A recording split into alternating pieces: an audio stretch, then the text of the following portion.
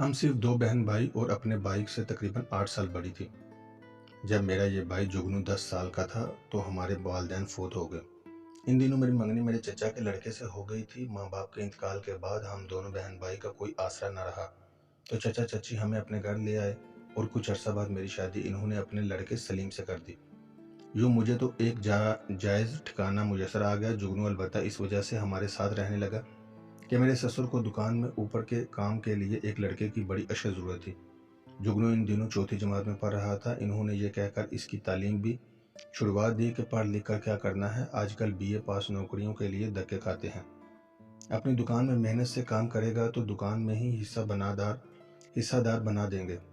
जुगनू के लिए इसके सिवा और कोई चारा ना था कि वो चचा की बात मान ले, वरना इसको कहाँ ठिकाना था। मैंने भी यह सोचा कि मेरा एक ही तो भाई है, अच्छा है मेरे पास रहेगा। जुगनू ने बहुत कहा कि वो तालीम नहीं छोड़ेगा। हमने समझा बुझाकर इसको दुकान पर बिठा दिया। हमारी ये दुकान घर के अगले हिस्से में खुली हुई थी। परचून की इस छोटी सी दुकान से बस इतना बन जाता था कि दाल रोटी का खर्चा पूरा हो रहा था। ससुर सारा दिन दुकान पर बैठे बैठे थक जाते थे। मेरे शोहर खंडरे मिजाज के आदमी थे। एक जगह टिक कर बैठ रहना इनके सरश्त में नहीं था। शाम को ज़रा ऊपर के लिए ससुर घर सुस्ताने आ जाते तो इनके लिए 2-4 घंटे गाहकों को निपटाना दुबड़ हो जाता। फिर सलीम जब घर लौटते तो कनपटियाँ पकड़े चीखते चिल्लाते कि किन मुसीबतों से वास्ता पड़ा हुआ है। सर दर्द से फटा जा रहा था। इनकी इन हरकतों से ससुर साहब बेहद हाइफ रहते थे। इन्हें इस बात की बड़ी फिक्र थी कि इनके बाद इनकी दुकान का क्या बनेगा। बेटा तो वो है कि पूत के पैर पालने में नजर आ रहा है। वक़्त का पहिया गर्दिश करता रहा। ससुर साहब का इंतकाल हो गया। दुकान पर मुस्तकिल तौर पर जुगनू बैठने लगा। सारा दिन बेचारा ग्राहकों के सर पर खाता, शाम को सर खपाता और शाम को हमारे मियाँ साहब हिसाब किताब के लिए पहुंच जाते। ताज़ा माल मुनाफा संभाल लेते, अक्सर खुद को बेहिसाब खर्च कर डालते और दुकान जब घाटे में जाने लगती तो कम बख्ती आ जाती बेचारे जुगनू की। हालांकि मेरा भाई गरीब तो सिर्फ 2 रोटी और कपड़े पर इनकी दुकान का मुलाजिम था। सुबह 8 बजे से रात 8 बजे तक वो 12 घंटे लगातार ड्यूटी भी देता था और कमाता इन्हीं, खिलाता भी इन्हें था और गालियां भी सुनता था। ये इसको ताया के पूत होने की अच्छी सज़ा मिल रही थी। कभी कभी तो वो मेरे पास बैठता और बेएहतियात रो देता कि आपा तुम्हारा रिश्ता ना जुड़ा होता तो मैं तो कब का यहाँ से भाग चुका होता, मगर अब क्या करूँ, तेरी वजह से मजबूर हूँ। मैं इसको दिलासा देती कि भैया अल्लाह तुझे इस मेहनत का अजर देगा। मेरा इन्हें तो इन मासूम भांजे भांजियों का ख्याल कर। अगर तू दुकान पर नहीं बैठेगा तो इनकी दूध कहाँ से मिलेगा, घर की दाल रोटी का खर्चा कैसे चलेगा। सलीम का क्या है, वो सारा दिन अड्डे पर बैठा अपने उबाशु दोस्तों के साथ ताश खेलता रहता है।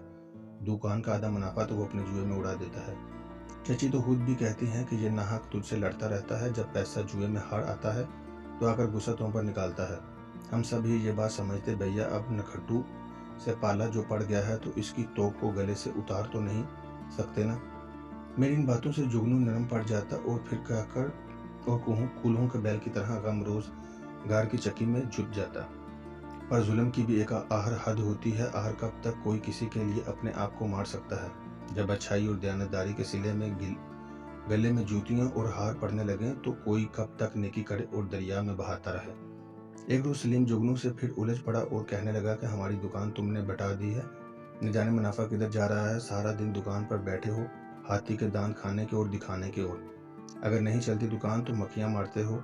जिस कदर हेरा फेरी की है सब निकालो, वरना थाने लेकर जाकर बंद करवा दूंगा।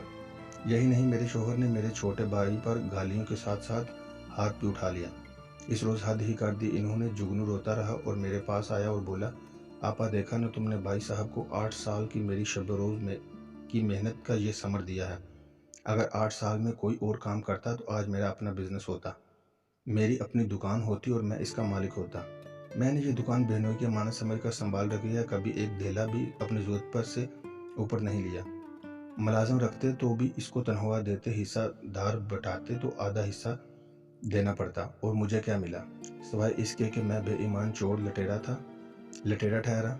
अल्लाह के वास्ते आप अपनी दुकान संभालिए, अब मुझे छोड़ दीजिए। ये तो रोज़ का रोना था, मगर इस रोज़ मैं अपने भाई को यूं हिचकियों से रोता न देख सकी। मैंने सोचा जुगनू दुकान संभालता है तो मेरे मियाँ ने सारी जिम्मेदारी इस पर डाल रखी है। खुद घर का भाड़ा उठाने से आज़ाद है تبھی تو بدماشوں کی صحبت میں بیٹھا ہے۔ اگر اپنی دکان سنبھالنے کی فکر معاش سے فرصت بھی ملے تو پھر کیسے جائیں گے ان بھوکے ننگے اور اوباش دوستوں کے پاس۔ وقت گزاری کرنے پر یہ سوچ تو توہین میں خیال آیا کہ بھائی اگر جانا چاہتا ہے تو جانے دوں، میں اس کو اب نہ روکوں گا تو بہتر ہوگا۔ تب میں نے جگنو سے کہا، اچھا تو اگر جانا چاہتا ہے تو جہاں تیرا جی چاہے جا، پر بتا کر کہ تو کہاں جائے گا اور کیا کرے گا۔ اتنا سرمایہ ہے تیرے پاس، اگر دکان سے لے گا تو ساری نیکی برباد اور گناہ لازم والا حساب ہو جائے گا۔ یہ تو یہی کہتی کہ جاتے ہوئے ہماری دکان کی ساری جمع پونجی لوٹ کر لے گیا ہے۔ جگنو کہنے لگا، آپا تم اس کی فکر نہ کرو، اللہ رازق ہے، مجھے تو بس تمہارے اذن اور اجازت کی ضرورت ہے۔ میں نے جواب دیا، جا بھیا، رب راضی۔ جگنو اسی دن شام کو سلیم کے آنے سے پہلے ہی دکان بند کر کے چلا گیا۔ سلیم کو جب جگنو کے جانے کی خبر ملی تو وہ سخت برہم ہوا، مجھ پر برس پڑا، طلاق کی دھمکیاں دینے لگا۔ میں کیا کرتی، رو کر چپ ہو گئی۔ میں جانتی تھی کہ یہ تو ہوگا، یہ سلیم کیوں نہیں بگڑے گا، مفت کا نوکر جو چلا گیا، وہ بھی ایسا فرما بردار اور بے زبان کے ہر ستم چپ کر کے سہتا تھا اور منہ سے اف تک نہ کہتا تھا۔ حقدار تھا مگر اپنا حق طلب نہیں کرتا تھا۔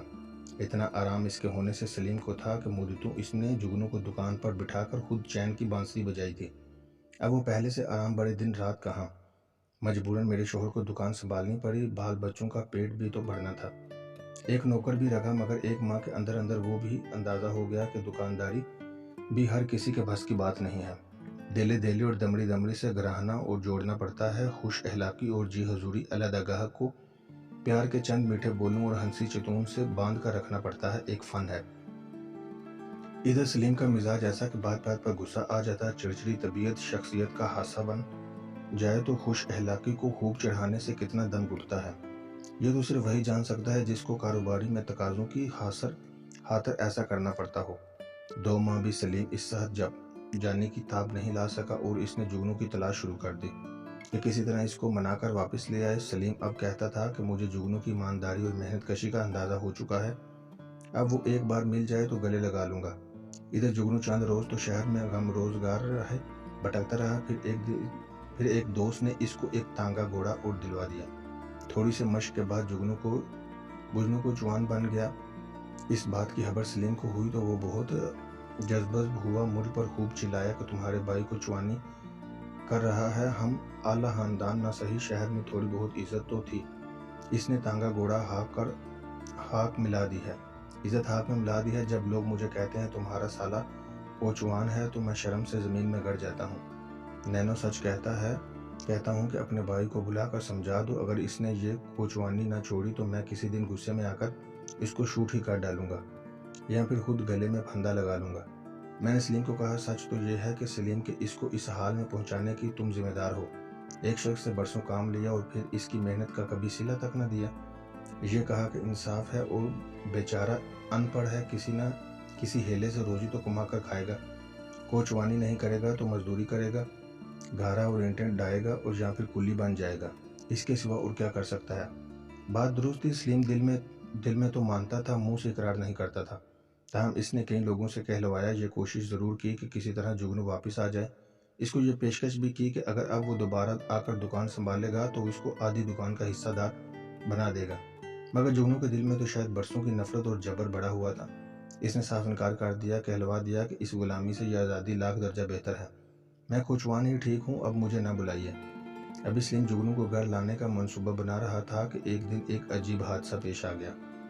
ہوا یہ کہ جمعرات کا دن اور دوپہر کا وقت تھا، میری سب سے بڑی بیٹی سائمہ جس کی عمر 6 سال کی تھی اسکول سے جلدی آ گئی، وہ مجھ سے کھانا مانگ رہی تھی کہ امی جلدی کرو، مجھے بہت بھوک لگی ہے۔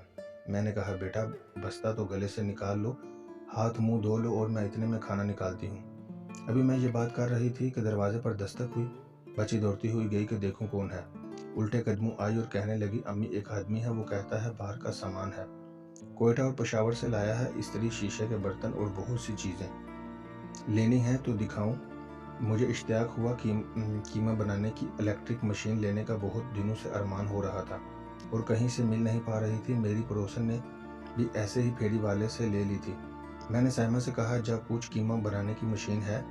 میری بیٹی دروازے پر گئی اور پوچھا، وہ بولا ہاں ہے۔ وہ سامنے والے گھر کے دروازے پر جو میرا بھائی بیٹھا سامان دکھا رہا تھا، اس کے پاس ہے، چلو میں اسے لا کر دکھا دوں۔ اس آدمی نے بچی کو ساتھ لے لیا اور میرے کان منتظر تھے کہ ابھی سائمہ کے اندر آنے کی آہٹ آئے گی۔ کئی منٹ یوں ہی گزر گئے مگر سائمہ نہ آئی تو میرا جی گھبرانے لگا۔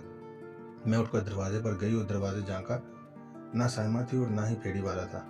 گلی سنسان پڑی تھی۔ اب تو کلیجہ منہ کو آنے لگا۔ یا الہی خیر ہو، میں دل ہی دل میں دعا مانگتی گئی۔ اندر دوڑی ساس اپنے کمرے میں سو رہی تھی، انہیں اٹھایا اور بیچاری ہڑبڑا کر اٹھی، برقع اوڑھ کر گلی میں نکل گئیں۔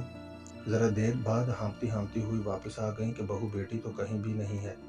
اب میں سینہ پیٹتے ہوئے رونے لگی۔ پھیڑی والے کی آواز میں نے خود سنی تھی جو کہہ رہا تھا، اور دیکھ لو سامنے والے دروازے پر میرا بھائی بیٹھا سامان دکھا رہا تھا۔ قیمہ بنانے والی مشین اس کے پاس ہے، چلو میں تمہیں لے دوں۔ اب مجھے یقین ہو گیا کہ یہ پھیڑی والا چیزیں بیچنے والا نہیں تھا، یہ میری سائمہ کو اغوا کرنے کے لیے آیا تھا۔ شکر ہے سلیم اس وقت دکان پر تھے۔ اس کے پاس اماں دوڑی گئی۔ وہ اندر آئے اور مجھ پر آنکھیں نکالیں کہ کیوں ہر پھیڑی والے کو آواز سے سنتے ہی سودا طے کرنے پر بیٹھ جاتی ہو۔ دماغ خراب ہے تمہارا؟ پھر وہ سائمہ کی تلاش میں چلے گئے۔ شہر کی ہر مسجد میں اعلان کرایا، تھانے میں رپورٹ لکھوائی، گلیاں بازاروں میں تلاش کر آیا، رشتہ داروں کے گھروں میں، پاس پڑوس میں، ہر جگہ بچی کو پوچھا، اگر سائمہ ہوتی تو کہیں ملتی۔ میرا رو رو کر برا حال تھا۔ کبھی سائمہ کے ابو اندر آ جاتے، کبھی گھر میں 2 منٹ ہڑبڑا کر پوچھتے کوئی سائمہ کی خبر لایا ہے، پھر بوکھلا کر باہر چلے جاتے۔ سچ کہتی ہوں کہ وہ گڑیا ہمارے لیے موت سے بھی کڑی تھی۔ رات سر پر آ گئی، مجھے غش آنے لگے اور یہ سوچ کر کہ نہ جانے سائمہ اس وقت کس حال میں ہوگی۔ میں نے مسلح اٹھا لیا اور سجدے میں جا کر سائمہ کی واپسی کے لیے رو رو کر دعا مانگنے لگی۔ سلیم بھی سر جھکائے چارپائی پر مایوس بیٹھے تھے۔ رات کے 12 بجے کا وقت ہو گیا۔ دروازے پر دستک ہوئی۔ سلیم نے دوڑ کر دروازہ کھولا۔ جگنو بازو میں سائمہ کو اٹھائے کھڑا تھا۔ سلیم سائمہ کو لے کر اندر آئے۔ ان کے پیچھے جگنو تھا۔ کہنے لگا، اللہ نے معجزہ دکھایا ہے، آج ہماری گاڑی چمن کوئٹہ جانی تھی۔ 9 بجے کا وقت تھا مگر 2 گھنٹے لیٹ ہو گئی۔ 2 پٹھان ایک بچی کو لیے اسٹیشن پر بیٹھے تھے۔ میں گاڑی کے انتظار میں اسٹیشن پر تانگا لیے کھڑا تھا۔ ریل کے لیٹ ہو جانے سے نیند ستانے لگی تو چائے پینے کے لیے کینٹین پر آیا۔ وہ دونوں پٹھان فرش پر بیٹھے تھے، بچی ان کے درمیان لیٹی تھی اور اس کو انہوں نے اچھی طرح چادر میں لپیٹ رکھا تھا۔ اچانک یہ رونے لگی۔ اس کے رونے کی آواز میں متوجہ ہوا۔ پٹھان مجھے اپنے قریب کھڑا دیکھ کر گھبرا گئے۔ میں نے ایسے ہی پوچھ لیا کہ لالا بچی کیوں رو رہی ہے؟ میری آواز سنتے ہی سائمہ نے چادر کی بکل سے منہ نکال کر مجھے دیکھا اور دوڑ کر مجھ سے لپٹ گئی۔ ماموں مجھے گھر لے چلو، یہ مجھے پکڑ کر لے آئے ہیں۔ میں نے سائمہ کو اٹھا کر کلیجے سے لگا لیا اور دونوں بھاگ کر گئے، مگر انہوں نے تو لوگوں نے پکڑ لیا، پہلے ہی تھانے گئے تھے۔ سائمہ کو انہوں نے کچھ نشہ آور شے کھلا دی تھی۔ یہ ابھی تک غنودگی کے عالم میں تھی اور اب میں اسے لے کر آیا ہوں۔ دیکھا آپا، تم نے آج میری کوچوانی کتنی کام آئی، ورنہ یہ تیری بچی تو گئی ہمیشہ کے لیے۔ سلیم نے جگنو کو گلے سے لگا لیا، بولے، جگنو تیرے سب احسانوں میں یہ احسان تو سب سے بڑا ہے، اتنا بڑا کہ میں اپنی جان کی قیمت دے کر بھی اس کا بدلہ نہیں چکا سکتا۔ جیم، حیدرآباد۔